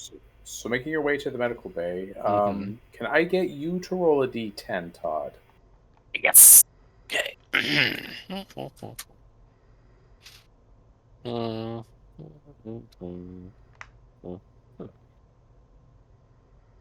what did I do? No, I didn't put the thing. How long have I been doing this? Okay, there you go. It's like an ongoing joke. Okay. All right. So you head up towards the door that leads into the medical bay. The door is closed. You do hit the button that's just off to the side. You can hear the familiar shht as the door raises up into the alcove, basically in the ceiling. And you do see that there is a large medical examination table, as well as a series of basically the aesthetics. Yeah, the smell of disinfectant kind of fills your nostrils as the door opens, and you see that there is a abundance of medical equipment. And yeah, you're basically in a fully stocked med bay that looks pristine. Almost too pristine. Almost too. Except for the giant blue blob that's in the corner. Yes. Right. It seems like nobody else had this idea. Maybe it'll prove fruitful. Yes. Very well then. So, is there some equipment here with which we could make some sort of analysis? Okay, so taking a look, it looks like that most of it would have to do with like blood samples or like some sort of organic material that would probably be used to diagnose maybe like diseases and stuff like that. You're not sure if it would work with plants. It's not your specialty. Looks like you got some of the blood on you. Maybe yes. Well, that's what I was thinking. Is if there's some blood that's splattered on us from our attackers, maybe we could take a sample of that and analyze it. I could go get you a fresh sample if that doesn't work. Yes, you would love that. And then I catch myself and look away. I step away from you further. There is a body back down the passageway. Yes. So, is there enough of splattered blood upon us to get a sample? To get a sample, I would have you make an intelligence check. I will do that right now. Yes. Yes. Okay, so you know for a fact that unfortunately the blood that's splattered on you is too much of a risk of contamination. What you're going to have to do is you're probably going to have to get something that you can get a sample. Like there's got to be something in this lab that would allow you to take a sample from possibly one of the down bodies that's already at the security wing. Would probably be your best bet. Simple to find a syringe somewhere, and then we can go back down the passageway and take a sample from one of the fallen foes. And that's what I will do. Okay, so within the span of just a couple of minutes, we'll say 10 minutes, with which to offset the to offset the break time that we actually had before. You were actually able to quickly go over basically to one of the bodies, extract enough of the blood from that particular individual, and you do see that the blood is not exactly red, but it isn't exactly blue either. It kind of has this like I would say it's probably just like almost like a. No, if I say dark red, it's just blood anyways. But it's definitely blood with something in it. when you come back over to the med bay, let's see, what would that be? That would be an intelligence, but I'm trying to think of the skill that would be associated with it, but I don't think you guys have that either. Wouldn't technically be pharmacology. Possibly would have been pathology, so you don't have any of that. You don't even have zoology. So go ahead and just make an intelligence check. All right. And give yourself a. Actually, you know what? Oh, yes. I'm going to adjust it and give you like a +5. But you succeeded. Yes. So you got a critical success. Yes. Yes, there's definitely something. What you can see when you actually put this thing into basically a portable electronic microscope, which has been miniaturized. You're able to kind of go through basically down to the cellular level and take a look at exactly what's doing it. It looks like that there is something here. It seems to be almost like a parasite of some type. Seems to have infected the blood. Right. Oh. All right. Yes. So the blood has been infected with some sort of contagion. Yeah. So there's definitely something in there. Mm-hmm. So. Any idea how it's transmissible? Unfortunately, with this, it doesn't. You're not quite sure. There's just not. You just don't have enough evidence, or even know basically how it was transmitted originally. It could be by. It could be. It could even be by touch. Yeah, it could be by touch, like you touching the blood itself. It might even infect you. Correct. All right. Well, is there anything else that I can? Yeah. Well, I was going to say, but here's the thing, though. So the thing is, you did get a critical success, so I should give you some more information on it. I can say that taking a look at it, whatever it is, there does seem to be there is something that does affect the bloodstream. I'm not quite sure. I am not savvy with the physiology of cells or how that works, but I can tell you that what you can do. I'm going to give you the Hollywood scenario. So from what you can tell, it looks like yes, there's definitely an alien contagion that has affected a person's bloodstream that actually gives you the psychosis. I wouldn't be sure how a cell can tell you this, but you're not quite sure exactly how it could be transmitted. But it doesn't look like that it could be transmitted through direct contact with basically with blood or someone who's infected. Mm-hmm. That's a possibility. But there's a very alien agent to this particular type of thing where you think that it doesn't even need that. It's not airborne, but you can find out that you can affect other cells just by passing a light over those infected cells. So it looks like that these cells also take on that blue kind of colorization that seems to be altering the blood. And you had multiple cells and you had multiple slides inside the electronic telescope. And when you were kind of going through the slides, you see that there's some other samples. When you're taking a look at those samples all of a sudden that weren't infected appear to be infected. Oh. And you're like, well, that doesn't make sense because they're sealed. So physical contact doesn't do it. And then you associate it with that possibly when those slides are changing, there's a temporary portion of light that comes through, that could shine through some of them.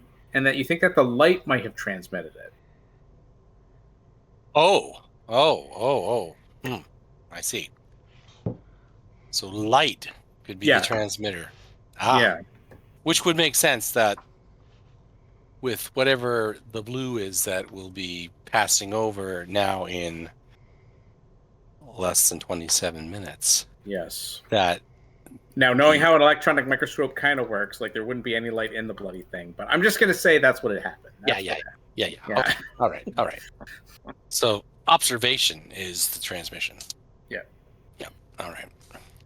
Okay. So that's so you're saying the eye is the receptor, or the whole body. Yes.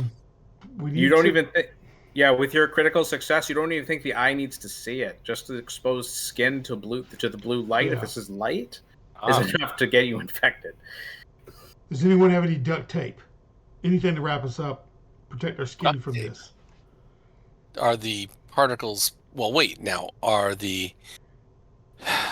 is it because the light is passing through windows or portholes, or is it actually like neutrinos and passes through everything. Yeah. I'm going to say you won't know that level of detail unless you know what the source is. Right. Okay. Perhaps in the observatory there is some record of this object passing over previously that would give us some more information. We better hurry if it's time. coming here. Yes. I fear we will not have time to unclog the toilets in the habitation dome. That is correct. Orwell. Yes. Focus. I'll be honest, that's on the bottom of my list right now. Yes, the Azure-based training tasks have been inverted in We their need some priority. light shielding. We got to protect ourselves, otherwise we'll be eating each other apart. Like these rabid, crazy people. I doubt that I will be affected by this, but it would be quite unfortunate to see both of you affected in such a way. Yes. Well, we appreciate let's that.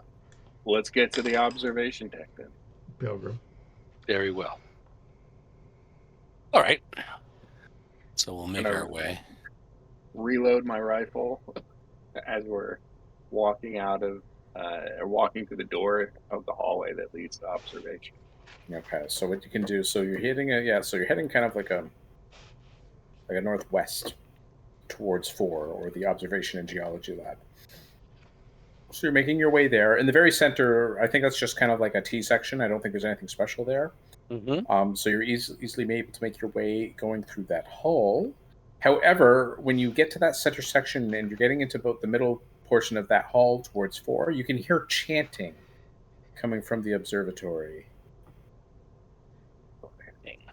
And it sounds like it's a chorus of voices saying, "Blue, blue, the blue is coming. Blue, blue, blue is coming." They're actually looking forward to that. Is there a window, like a window like there was at the security door?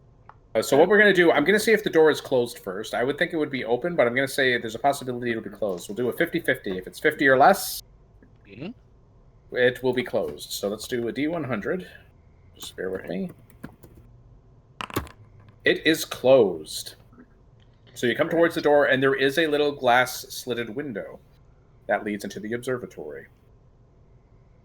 I'm going to look through the window. Do I see the people that are chanting? Okay, so putting your face kind of up to the corner as stealthily as you can.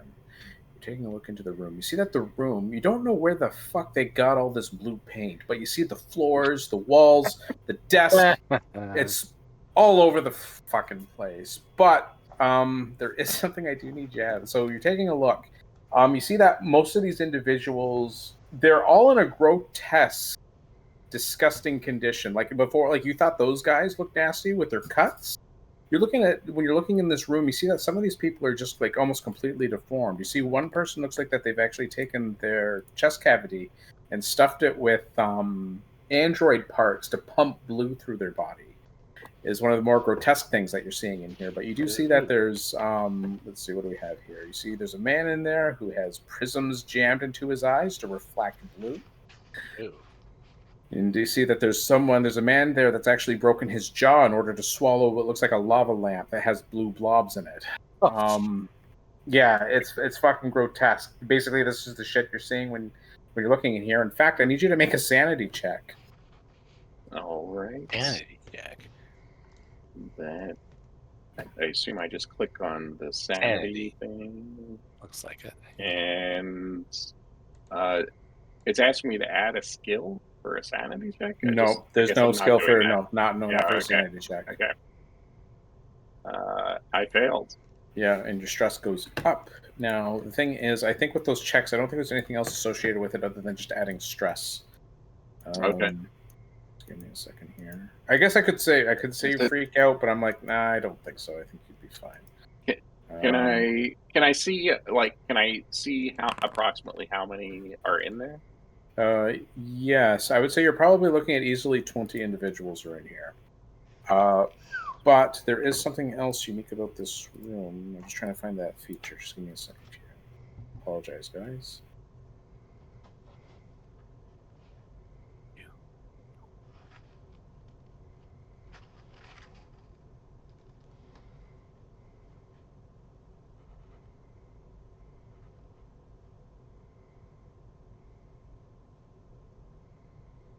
Okay, so yeah, so you're taking a look. You see that what they have done is you see that all of them are kind of lined up, kind of in front of the telescope that they have here. This is also a geology lab, so you're probably already going to see like there's a bunch of like shelving as well over desks, or like a little chemical lab where you see that there's a number of rocks, and it looks like probably ore and stuff that they've probably taken from the little moon base here that that they've been working on. However, you do see that there is a rock over there that seems to shimmer a little bit, almost giving a pale blue-like light. I need you to make a second sanity check.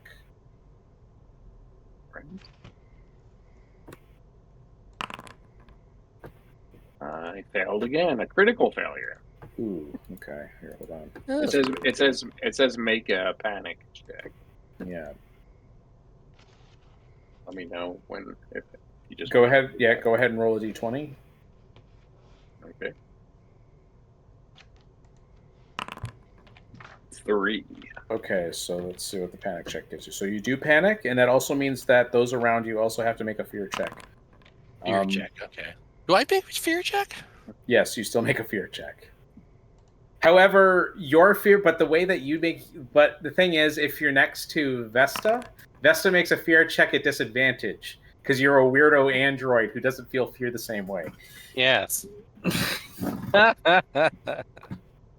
Well, that's an interesting chain of events. Failure. Uh-oh. And mine is nothing to...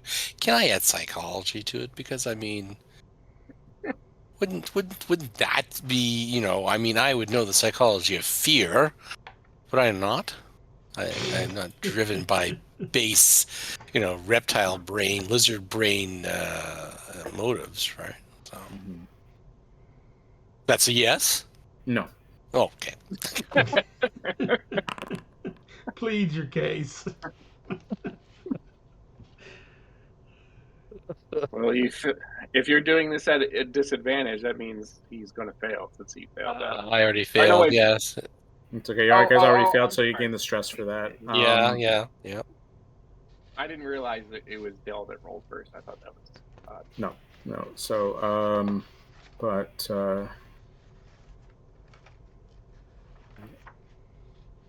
critical failure.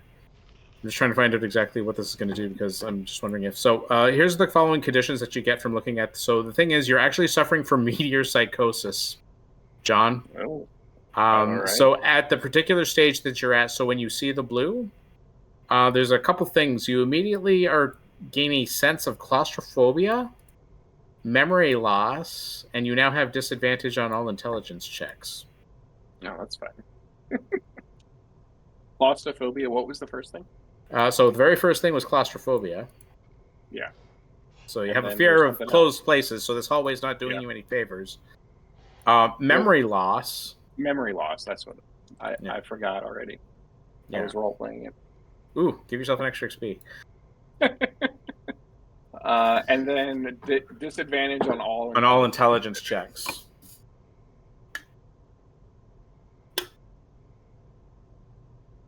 So you don't even remember why you're here. Really? You're just like, wait, what's going on? Oh no. Yeah. I'm not comfortable here, guys. I don't want to be anywhere near them. We need to... Let's go back to the... get out of the fucking hallway. Yeah, is what you want to do, but... Okay. So... he doesn't want to be here. How am I reacting to this? Okay. Well, you haven't looked through the window for the door, right? But you did see there's an obvious change in John's response once he looked in there. Mm-hmm. He's like, no, I don't want anything to do with it. Wait, what's going on? But you see that with the way things are set up in there, John, as well. I'll just kind of give you the whole down. So not only do you see that there's 20 individuals in here chatting about the blue, they have the room painted blue. They're all lined up to take a look at the telescope. There's definitely a piece of whatever this thing is in here. And this is probably what infected the whole base to begin with. Right. But you see that they've actually made it kind of a shrine. They've made what a shrine? No, they made a shrine to this blue meteor. Okay. There's a little piece of the blue meteor in there, and they made a shrine out of it. Oh, okay. All right. In the observatory? In the observatory. Okay. Okay. Vesta just screams a little bit. What are we doing here? We need to get some radiation protection, some light shielding, something to protect us from this comet, from this meteor. Whatever the hell it is. And she's shaking and whatnot. I'm going back to the med bay. Perhaps they got something. Actually, Justin, is like the center of this base? Is that open, or is that just an intersection in the hallway? That's just an intersection in the hallway. Okay, all right. Okay. Actually, I can have you guys make a roll for a suggestion, or would you rather just kind of play things out and see if you guys can come up with something? Yeah. Okay, so the chunk of this meteorite or whatever, this blue stone is in the observatory, and well, why don't I maybe my circuitry will not be affected by this this contagion, right? Why don't I just go out there? Is there an emergency airlock in that observatory as well? There is not. No. Well, we have less than 15 minutes before this object passes over, and you two gentlemen, unfortunately, will be incapacitated by it. See, he's right. He's right, John. What is habitation? Like what sort of stuff would be inside of there? Is that like living quarters? Is that what that is? It would be living quarters. As well, you do know that the security station that you were in has an emergency airlock, but that is not the primary airlock. So because there's not one in the greenhouse that you've seen, and there's not one in an observatory or the geology lab, it would be probably right to assume that the airlock, the proper airlock that you come in for entry and exit for the lab, is probably in the habitation dome. There could still be suits there.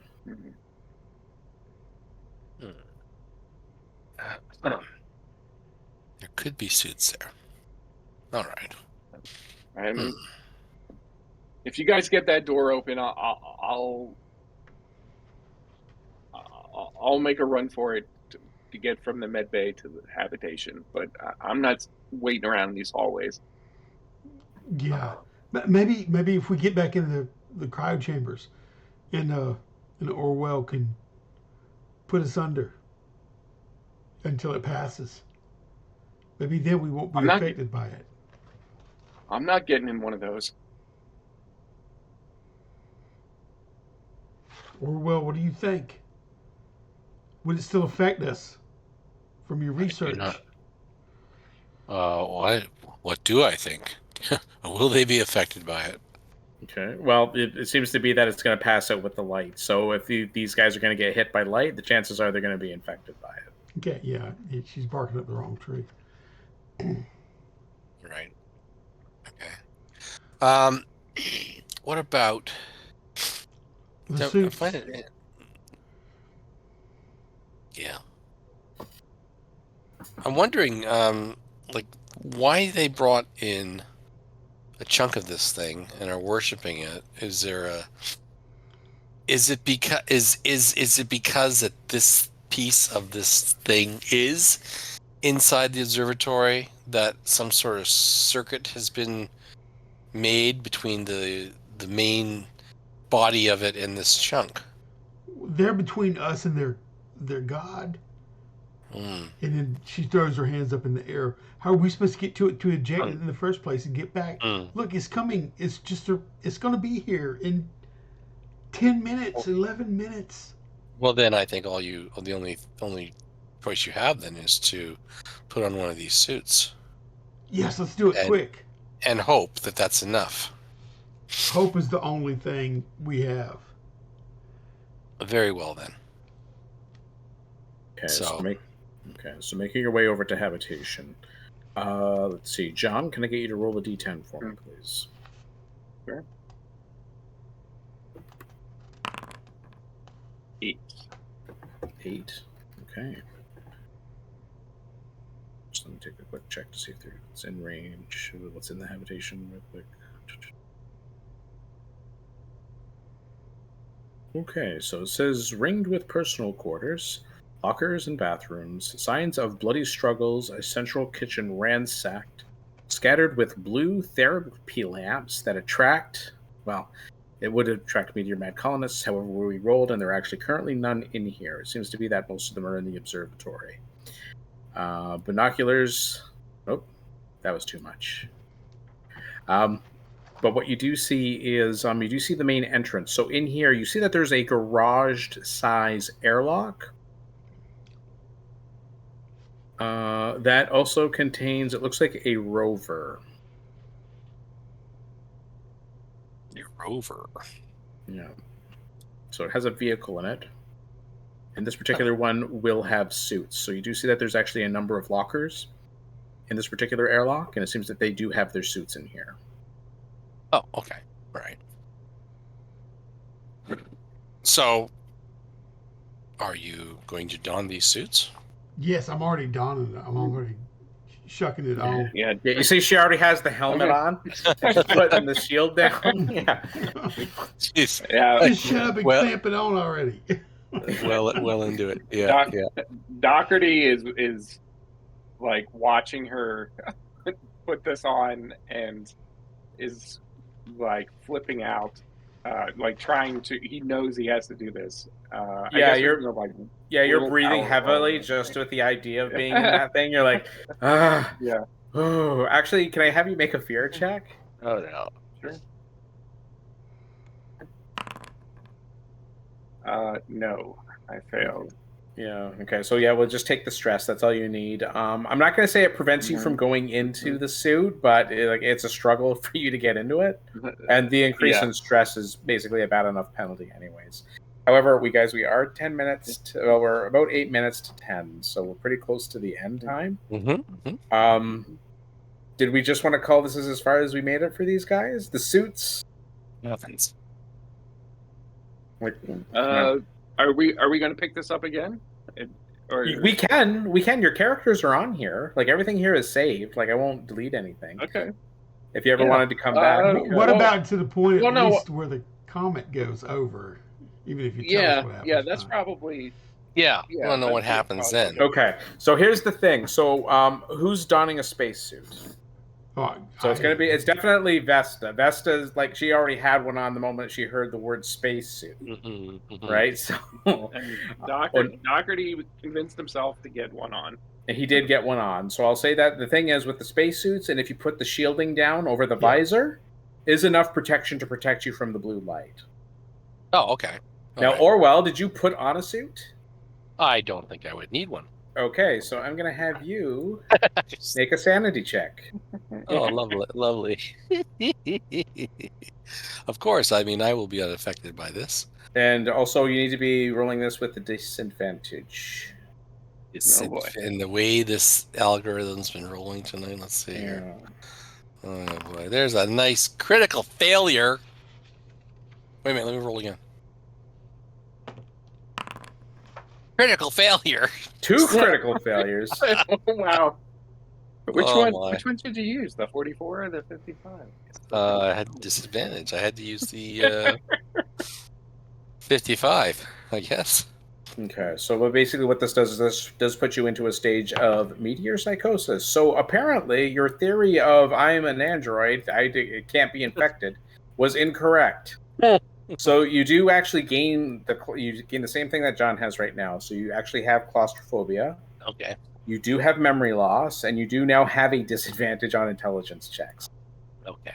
So whatever happened, something has something has bypassed your basically your working brain. So yeah, no, something is not working correctly.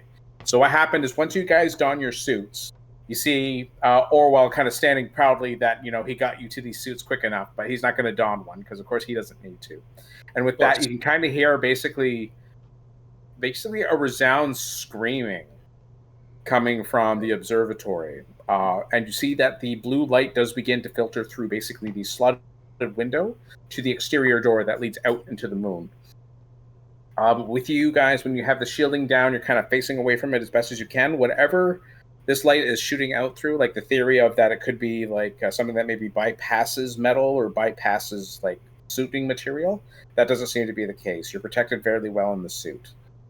However, that blue light, it does become immediately intense and focused right on you, Orwell, and that's when you kind of feel like you kind of got to get out of here. Wait, what's going on? What? Okay, and then we'll just leave it at that for now. So you guys are in the habitation. Okay, all right. Let's see. So, is that the end of the one shot? Well, here's the thing. So normally this one shot, it looks like that you're supposed to be playing it for 4 or 5 hours. Right. And it is in real time. They say that, yeah, you're supposed to track everything. So what you would do is once you find, like you guys haven't quite found the location of where the meteor is, but I mean, you would know now that the meteor has passed by. So every 6 hours, the meteor comes back. Right. And basically radiates this light. And anybody who's exposed to it actually has to make the psychosis check or go basically blue crazy. So there's certain stages to it. You two are only infected by the first stage, which is just claustrophobia and memory loss. Right. And basically your intelligence checks are at that. But here's the thing. So this is what I was telling the guys before, Todd, when you came in. So with this particular module, it gives you a layout of the moon base. It tells you what the other locations are outside of the moon base. But there is no end goal. So it's really up to you what you guys want to do in order to get yourself out of this. Did you need to find a ship to get out of this? Did you need to go back to the deployment module that you came down on and get the hell off of this moon, knowing that there's not a ship out there waiting for you? Oh, I see. That could be a problem. So we would have another 6 hours until this passes over again. So we have 6 hours then to get to a ship to get off. Yeah. All right. But like I was telling the guys, so what they do is they kind of give you or present to you this scenario, but they say it's really up to the players exactly what they want to do. So there's a bunch of people that have done different things. There's some people that thought that, well, all we need to do is just clear out all the blue crazy guys and then just find a safe zone to go to and just wait it out until the next ship comes by. So a lot of people do it as kind of like a survival for like a month or so. Some people do it as like a legitimate comedy where it's like they try to do all the objectives that were given to them by the broken AI. Right. And then that's their end game. They're like, yep, once we do that, then we're all about praising blue. And we got 1,000 credits into our account. That's amazing. And there's there's people that look to escape. There's people to find out exactly what's going, like to find out what the real reason is that all this stuff is happening. But the thing is, they really don't give you an end goal in this particular scenario. It's just like, okay, here's a couple of ideas, some random charts for the blue crazy guys, but it's really up to you. Like, there's other things for you guys to see. So you kind of gone through most of the moon base, but there is stuff outside the moon base. We also have the thing that looks like a rocket ship that's buried in the moon here. Right. That's your coffin. Oh, okay. Okay, that came down. So there are other things there. Over here, this is where the mechanical bay is that it mentioned earlier. So that's actually separate from the moon base. And then over here, you have basically the power station where it talks about having to clean the panels 3 and 4. Yeah, right. Is over here. And then there is a transmitting satellite up here. Okay. That's currently not transmitting anything. So it's really, all kinds of stuff we could do here. So there's a whole bunch. So basically, it's a playground for you guys to find out exactly what you want to do. However, there's nothing fixed for me to do. So what I would say is I'm essentially just waiting until you guys go blue crazy or until you maybe find a solution to not go do that. So I said it's really up to you whether you think that, oh, no, this was a fun one shot. Okay, we found a way to prevent it, but inevitably we're probably going to go blue crazy. like we can do that too. Or if you just want to be like, no, let's come back to it and see how far we can go. We can do that I'll too. throw this out for a suggestion. Is that because I've got 2 weeks, 2 Wednesdays, I'm not going to be around. Mm-hmm. Right. Yeah. So if you guys wanted to do that while I was gone, and then maybe by that point David will be available to come in, right? Yeah. And also too, I don't know at any time now, Alloy might come back online and say, "Hey, I'm running Bone Hill again too," right? Mm-hmm. So it's supposed to be his week next week, but I'll have something ready if this is what you want. If you want to, keep this for when I'm gone, right? Yeah. Yeah. Then I could have Joth something ready to do in Joth for next week, and and then you could run this with the guys while I'm gone, at least on one of those weeks for sure. Yeah. As if you guys are interested, we can see how far we can go. Maybe you'll find a way to stop the asteroid. Maybe you'll find a way to reverse it. Who knows? What are the 2 Wednesdays that you're going to be gone, Todd? I am on the 5th of February, and actually I do get back on the 12th, but it'll be you're back on the 12th though, right? I'm you're not going to be in any no, I won't be. Yeah, we're going to get back late in the afternoon on the 12th, so all right. So and all right, so that means you're going to miss the Monday game on the 10th. I'm going to miss that's yes. Okay. That's right too. Okay. All right. Okay. All right. So, do you want to shoot for that then? And like I said, Alloy might come back online, so one of those weeks is going to be his game. So. Okay. On the 29th, he said he should be back. He should be back. I don't know what he's doing. He's not saying anything. Yeah, he had taken another job. I think he was. I mean, until he gets settled in, or I don't know. You know what I mean? He might not even realize where the schedule is, and he might just say, "Okay, I'm back, and when can I run next?" So, Okay, but I can keep this floating. It doesn't take. There's not a lot of prep for this. Mm-hmm. Yep. So I can have this kind of just sitting in the back burner. And if you guys want to continue from the habitation, we can do that. Actually, here, I'll see if I can leave a note. Yeah, that'd be fine. Here, where we go. Drawing tools. Draw text. All right, so I'm just going to plan on playing Joth next week then. We are here. Android Blue Crazy.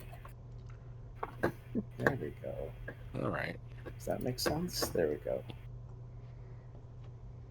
We are here. Android Blue Crazy. There we go. I hope that's clear enough. Crystal clear. Yes. Okay. Yes, indeed. All right. Anyways, thanks for playing this a little bit, guys. I hope you enjoyed it. I did. Yeah. Good time. Good escape. Yep. Okay. Very good. Okay. Sure. Great. All right. So I'll see you guys next week. John, I'll see you on Monday. Actually, no, everybody. Dell, I'll see you Monday too. For the One Ring. Dell's not playing the One Ring. Yeah, I thought Justin wasn't playing the One. What? Who's not playing the One Ring? Justin's not playing the One Ring. Yeah, Dell never played the One Ring. He had no interest in it. He was an alien. Yeah. Okay, but then Justin, you're not playing the One Ring either, right? No, I had to unfortunately withdraw. Right. So I don't really have the time. I got it. Okay. There may be a point in time when I can join, but we'll right have now, to play that by ear. Yeah. I know. Oh man, I was really excited to play, and I'm really bummed I had to opt out. But anyways, okay. I will see you guys not this coming Wednesday, maybe. Oh, won't be there Wednesday? Okay. Oh no, I'll be. What is it? Is it Eloy? Is that his name? Alloy, I'm sorry, I've never met him. Alloy. Yeah, Alloy. And unless Alloy is running, because we haven't heard anything. I'm gonna prep and be ready to run something on Wednesday. Okay. On Wednesday, okay. I should be ready for Joth then. So. Okay. Okay. Anyways, I'll take care, guys. Okay. All right. Okay. All right. Good night, all. Have a good night. Yeah.